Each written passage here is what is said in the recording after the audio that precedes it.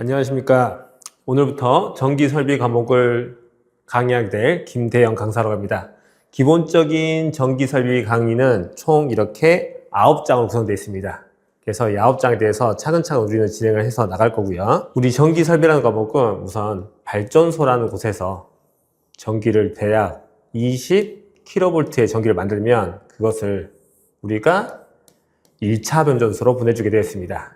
이 1차 변전소에서는 발전소에 만든 20kV 정도의 전기를 154kV, 345kV, 765kV 정도의 높은 전압으로 승합한 다음에 우리가 살고 있는 주변인 2차 변전소로 보내주게 되어 있죠.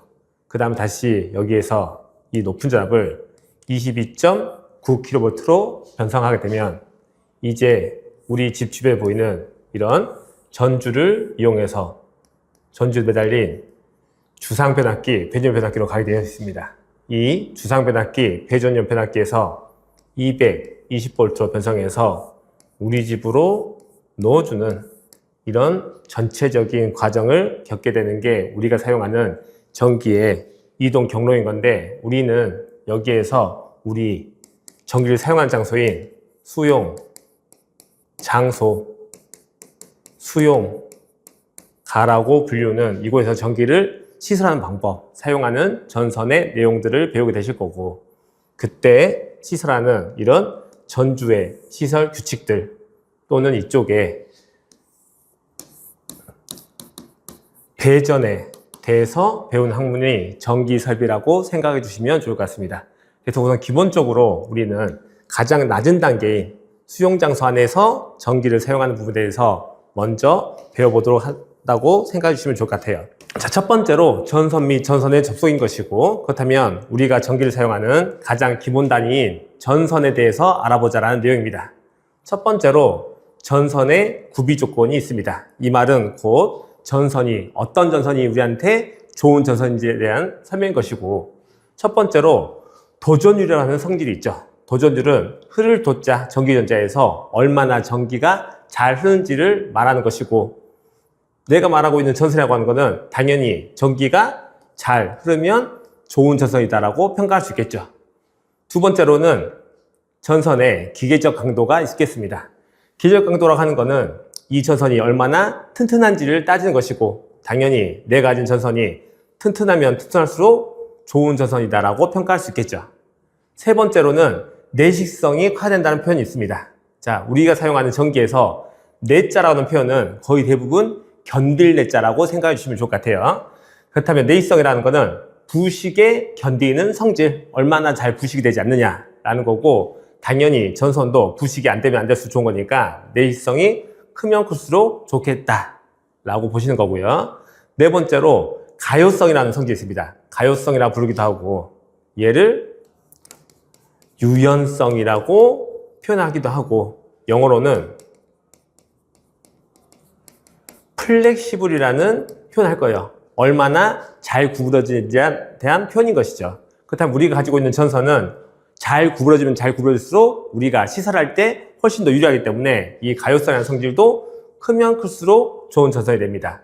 다섯 번째로 접속이 쉬어야 되는데, 이 접속도 당연히 잘 연결하면 연결될 수 있을 정도로 시설이 더 수월해지는 거니까 접속이 쉬우면 쉬울수록 좋다라고 생각해 주시면 될 것 같아요. 마지막으로 비중, 밀도라고 하는 개념이 있는데, 이 개념은 우리가 편하게 그냥 무게라고 생각해 주시면 좋을 것 같아요. 우리가 사용하고 있는 전선이 무거우면 무거울수록 내가 시설하기가 더 어려울 것이고, 만약에 우리 주변에 보이는 이런 전주 위로 전선이 올라갈 건데 이때 사용하고 있는 이 전선이 무겁다고 한다면 이때 사용하는 전주도 크고 비싼 걸 써줘야 되겠죠. 그렇기 때문에 당연히 무게는 가벼울수록 좋다라고 기억을 해주시면 좋을 것 같습니다. 그래서 기본적으로 우리가 사용하고 있는 전선의 구비 조건으로는 도전율은 크고, 기적 강도는 크고, 내익성도 크고, 가열성도 크고, 접속은 쉽고, 비중 밀도는 작아 된다라고 기억해 주시면 될 것 같아요. 자, 두 번째로는 우리가 사용하고 있는 전선의 색상이 다 정해져 있다라고 생각하시면 좋을 것 같습니다. 주로 우리가 집 주변에 보이는 전주 위로 올라가 있는 전선을 보게 되면 여기에 지나가는 전선이 거의 대부분은 선이 3개가 이렇게 지나가고 있을 거예요. 그렇다면 이 3개의 선이 각각 어떤 선인지 분간하기 편하게 선당 색상을 다 정해놓는 부분입니다. 왜냐하면 이 두 선이 헷갈려가지고 이 두 선을 바로 연결시키게 돼버리면 어떤 사고? 단락사고, 합선, 쇼트 사고가 일어나게 되는 거죠. 그렇기 때문에 여기 있는 선을 따로따로 구분하기 편하도록 선당 색상을 정해 놓는다 라는 것이고, 이때 사용하고 있는 선 3선을 우리가 L1선, L2선, L3선 이렇게 3선을 선정할 거예요. 그래서 L1은 무슨 색깔?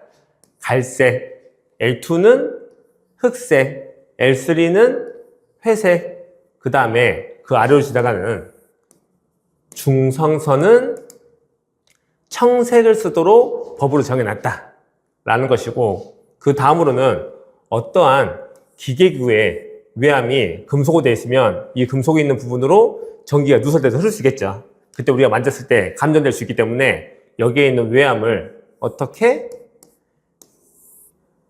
대지로 연결시키는 접지라고 하는 게 있습니다. 이때 사용하는 이 선을 우리가 보호도체라고 부를 거예요. 그렇다면 이 보호도체는 영어로는 P선을 표현하고, 이 선의 색상은 녹색과 황색 또는 녹색과 노란색을 섞어서 교차해서 사용하는 전선이 우리가 P선이다 라고 구분할 수 있도록 전선의 색상을 정해놨다 라고 봐주시면 될 것 같습니다. 자, 3번째로는 전압의 구분입니다. 우리가 사용하고 있는 전기는 교류라고 불리우는 크기랑 방향이 계속해서 변하는 전기가 있고, 2번째로는 직류라고 불리우는 크기랑 방향이 일정한 전기가 있다라고 구분해 주셔야 되는 거고, 대표적인 교류로는 우리 집에 있는 콘센트에 꽂아서 쓰는 전기들은 다 교류다라고 생각하시면 좋을 것 같고요. 직류라고 하는 거는 거의 대부분은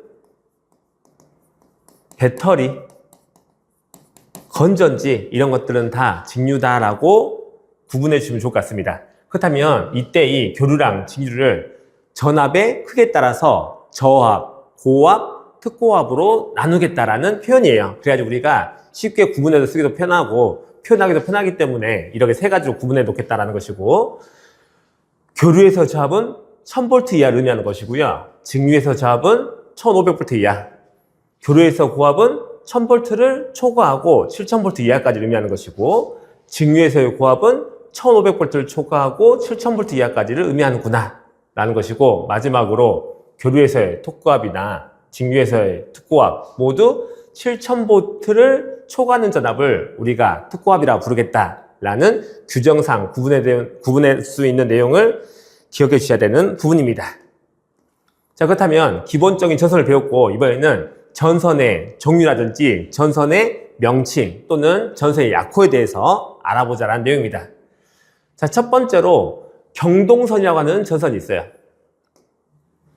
경동선이라는 전선이 있는데, 이 전선의 약호는 우리가 무슨 약호를 쓰겠다? H를 쓰겠다라는 거예요.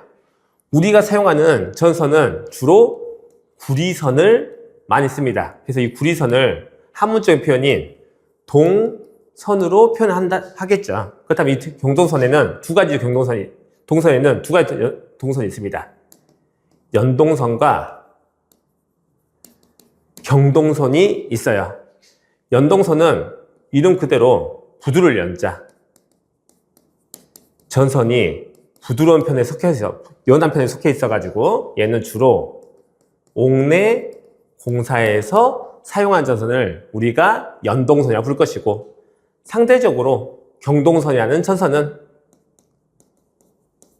그의 특징이 더 딱딱한 편입니다. 그래서 잘 구르지 않는 성질이 있기 때문에 주로 얘는 외 송배전선로에 사용하는 전선이 경동선이에요.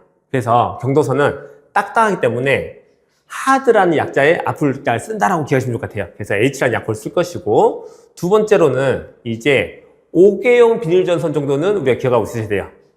자, 5개용을 의미하는 약호 O입니다. O는 아웃도어의 앞글자라서 O를 쓸 거예요. 그래서 아웃도어 뭡니까? 문, 밖이죠. 5개를 의미해요. W는 Y요. 5개에서 사용하는 전선이다. 5개용 비닐 전선 뭐라고요? OW를 쓰고 있구나 라고 기억해 주시고, 그 다음에 또 우리가 꼭 기억해 주셔야 될 내용이 형광반정등용 비닐 전선이에요. 형광등을 의미하는 약호가 F입니다. F가 플루오르, 우리말로는 불소, 더 우리말로 옛날식으로 바꾸면은 형광물질이에요. 그래서 형광 라인, 플루오르 라인 해서 FL이라고 하는 약호를 쓰더라 라고 요것도 하나 기억을 해 주셔야 되겠어요. 자, 그 다음 넘어가서 또 우리가 기억해 주셔야 될 내용이 이쪽에 있는 인임용 비닐 전선을 기억해 주셔야 될 것 같습니다. 얘는 약호를 DV라고 하는 약호를 쓸 거예요. D는 인임용을 의미합니다. 영어로는 드랍인이에요.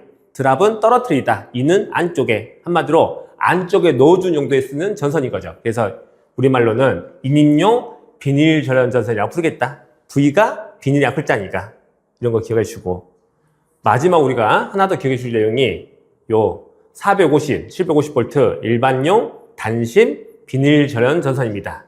이 약호는 NR이라는 약호를 쓸 것이고, 얘는 약호라고 칭하기보다는 거의 학명에 가깝기 때문에 얘는 그냥 기억을 해주셔야 되는 거고, 여기에 있는 N이 의미하는 게 단심을 의미하더라 라는 것 정도는 매칭을 시키셔서 외우시면 될 것 같아요. 그래서 우리가 여기에서는 총 5개 정도, 경동선은 H, 5개용은 OW, 형광등용은 FL, 인임용은 DV, 단심은 NR 정도는 기억하시고 여유가 되시는 분들은 조금 더 외워주셔도 되겠죠. 그 다음에 두 번째로는 케이블입니다. 우리가 지금까지 말했던 거는 그냥 일반적으로 전기가 흐를 수 있는 도체와 도체를 감싸고 있는 절연체로 구성되어 있는 절연전선에 대한 설명이었었고, 이번에 케이블이라는 거는 도체가 있으면 그 겉을 둘러싸고 있는 절연피복인 절연체가 있고, 그 겉을 또 둘러싸고 있는 외장, 시스라고 두 번 감싸져 있는 이런 기구를 우리가 케이블이라고 부를 거예요. 그렇다면 케이블을 읽기 위해서는 5가지 정도의 약호 정도는 기억하고 있으셔야 됩니다. V는 비닐, R은 고무가 용어로 러버이기 때문에 앞글자에서 R 쓸 것이고, E는 폴리에틸렌, 에틸렌 할 때 E자를 쓰는 거예요. 디귿번에 있는 C는 가교 폴리에틸렌, 가교가 크로스 구조입니다. 그래서 크로스에 C자를 떠서 C가 가교구나 라고 기억해 주시고, N은 클로로펜을 의미하는구나 라는 것 정도 기억을 해 주셔야 될 것 같아요. 그래서 이런 케이블을 읽는 방식은 무슨 절연, 무슨 외장, 케이블 이런 식으로 읽을 겁니다. 그렇기 때문에 우리는 만약에 어떤 케이블이 V라고 하는 케이블이 있다고 한다면 얘는 비닐 절연, 비닐 외장 케이블이구나, 이 정도만 읽을 수 있으면 되는 내용이다 라고 생각해 주면 될 것 같아요. 이때 절연 피복의 소재가 비닐이고 외장의 소재가 비닐이구나 라는 내용입니다. 다시 하나만 더 해보면, 만약에 케이블 중에서도 CV라고 하는 케이블이 있겠죠. 그렇다면 얘는 가교, 폴리에틸렌, 절연, 비닐, 외장, 케이블이구나 라고 읽을 수 있을 정도만 기억해 주시면 될 것 같아요. 그럼 그때 사용하고 있는 저압용 케이블에는 사용할 수 있는 것들이 이렇게 되게 많이 있어요. 우리가 꼭 기억하셔야 되는 내용은 릴번에 있는 무기물 절연 케이블을 기억해 주셔야 됩니다. 자, 무기물 절연 케이블이라고 부르기도 하고요. 약호로는 MI 케이블이라도 부를 거고, 영어로 읽으면 얘는 미네랄 인슐레이션 케이블이 되더라 라고 기억하시고, 이 MI 케이블은 어디에서만? 저압에서만 사용하더라 라고 기억하셔야 돼요.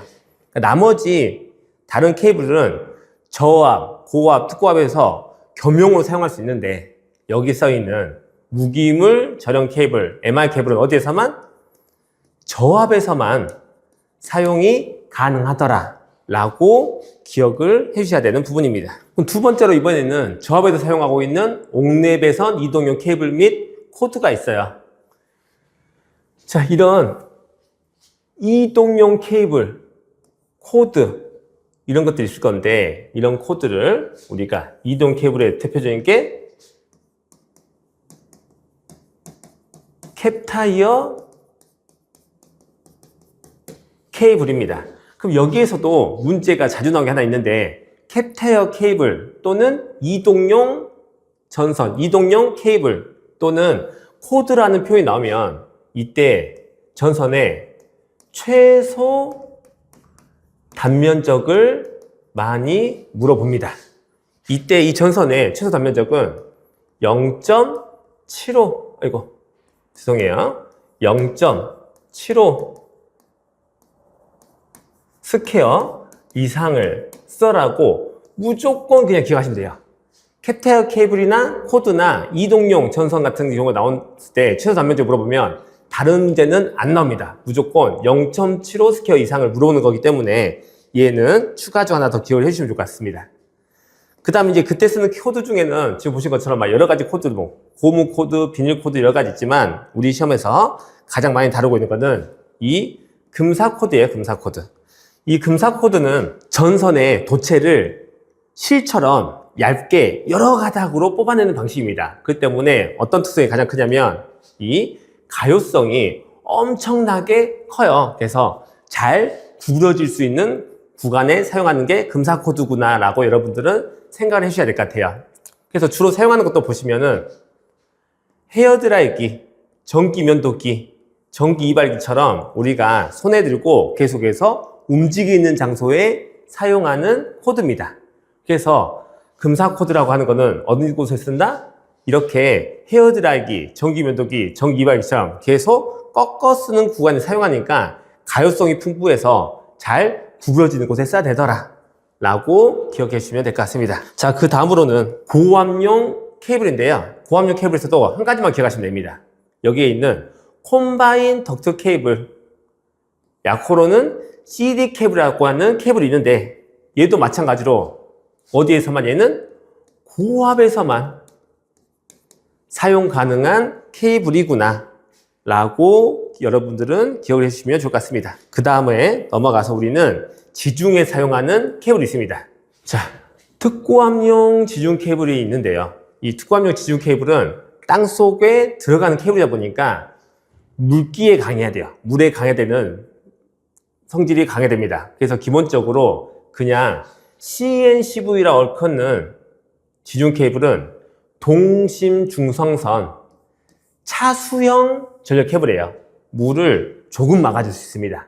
두 번째로는 CNCVW라고 하는 케이블이 있어요. 이 케이블은 동심 중성선 수밀형 전력 케이블이에요.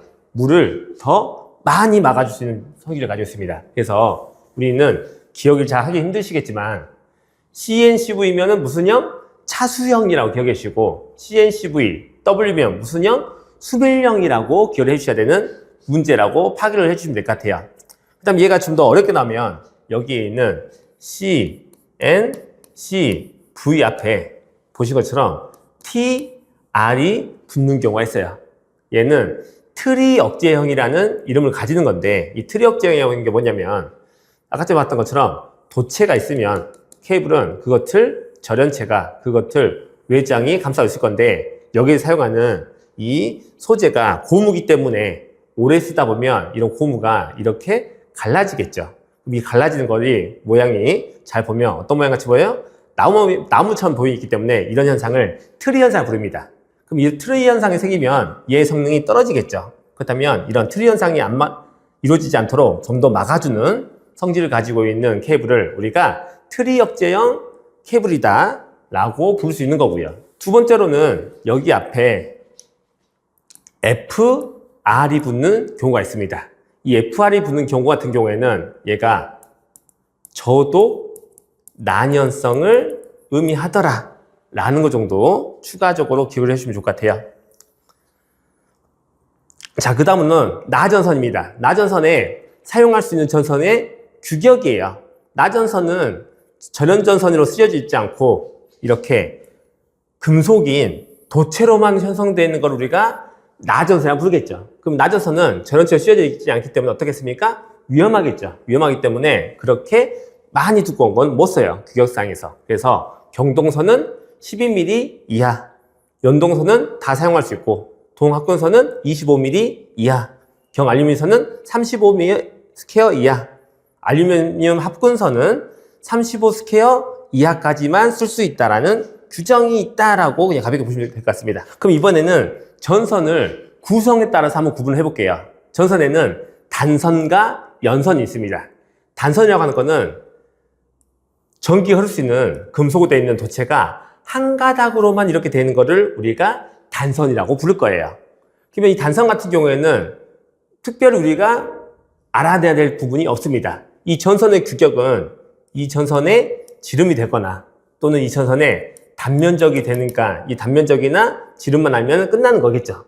그리고 전선의 종류로는 1.5mm, 2.5mm, 4mm, 6mm 이런 식이에요. 자, 그렇다면 우리가 자세히 알아야 될 연선이라고 하는 게 있더라 라는 것이고, 연선은 도체가 어떻게 여러 가닥의 도체가 연결되어 있는, 합쳐져 있는 이런 전선을 우리가 뭐라 부른다?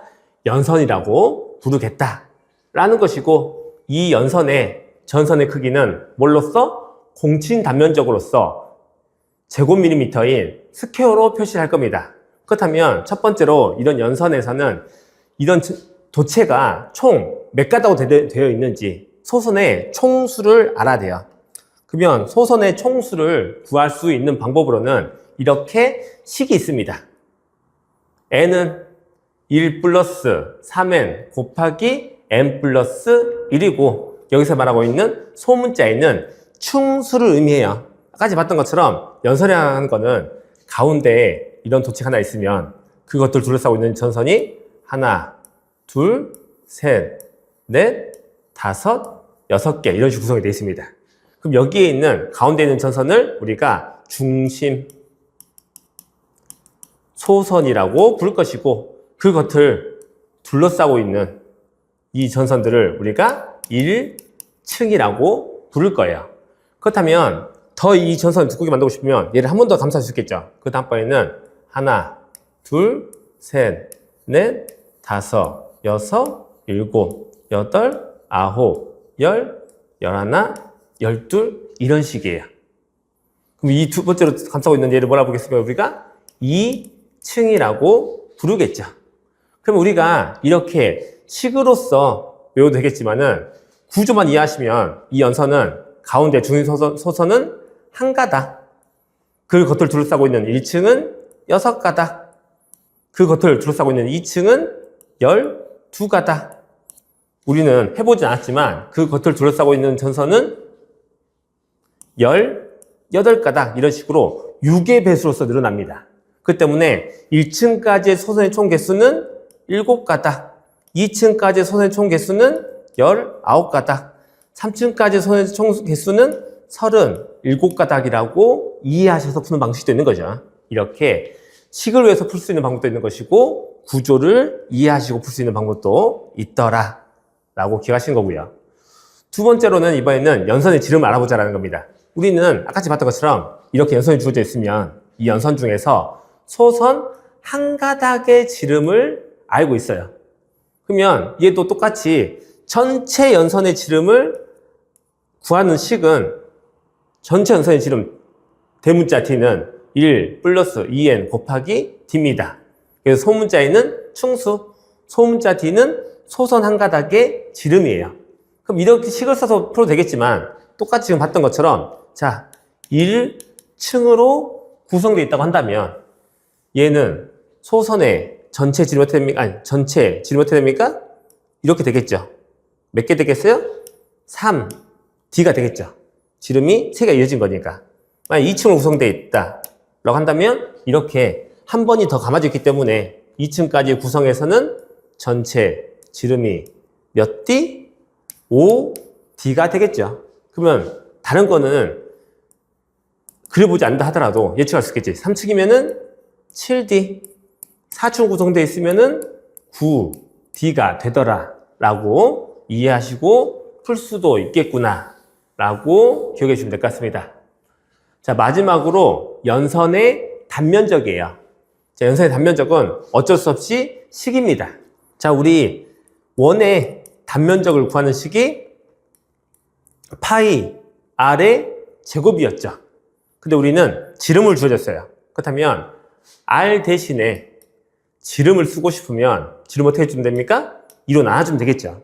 그럼 이 식에 그대로 대입해서 파이 곱하기 2분의 D의 제곱을 하면 되니까 그럼 이 식이 4분의 파이 D의 제곱이 되겠죠. 이 식으로서 구하시는 게 이 소선 한 가닥의 단면적이 되겠죠. 그렇다면 전체 단면적은 여기에 뭐만큼? 소선의 개수만큼 곱해주면 되겠죠. 그래서 결론식은 이런 공식이 나오더라 라고 기억하시는 거고, 그렇다면 이때 이렇게 구한 공진 단면적의 크기는 여기에 있는 원의 크기만 들어가 있는 거니까 실제로 전선이 차지하고 있는 단면적과는 같다 다르다? 다르다라는 것도 기억해 주셔야겠죠. 지금 공식을 이용해서 구한 공칭 단면적의 크기는 이 전선이 실제로 차지하고 있는 실제 단면적의 크기랑 같지 않더라, 다르더라 라는 정도는 기억해 주시면 좋을 것 같습니다. 자, 마지막으로 수업을 마무리하기 전에 특이한 케이스가 있는데, 아까 아침에 봤던 것처럼 우리는 경동선하고 연동선으로도 한번 구분했었어요. 경동선은 딱딱하니까 옥의 송배제를 사용하고, 연동선은 부드럽기 때문에 옥내 내성공사에서 많이 사용하더라 라는 거였었는데, 여기서 하나만 더 하겠습니다. 여기에서 고유 저항이라고 하는 개념이 있는데, 경동선은 55분의 1이고 연동선은 58분의 1을 쓸 거예요. 단위는 옴 스퀘어 퍼 미터라는 단위를 쓸 겁니다. 자, 그럼 이제 마지막으로 우리가 사용하고 있는 전선을 쓰는 장소 중에서 특이한 장소는 해안 지방이 있고 온천 지방이 있습니다. 자, 해안 지방에는 뭐가 많아요? 염분이 많아요. 그래서 이 염분 때문에 뭐가? 녹이 생길 수가 있습니다. 전선이 부식될 수 있어요. 그래서 해안 지방에는 우리는 알루미늄 전선은 못 쓰고 동선을 써야 되더라 라고 기억하시고, 반대로 온천 지방에는 유황 성분이 많습니다. 그래서 구리를 부식시켜요. 그래서 얘는 반대로 동선을 못 쓰고 알루미늄 전선을 써야 되더라 라는 것까지가 오늘 수업 내용이구나 라고 익히시면 될 것 같습니다. 그래서 오늘 수업은 여기까지 마치도록 하겠습니다. 감사합니다.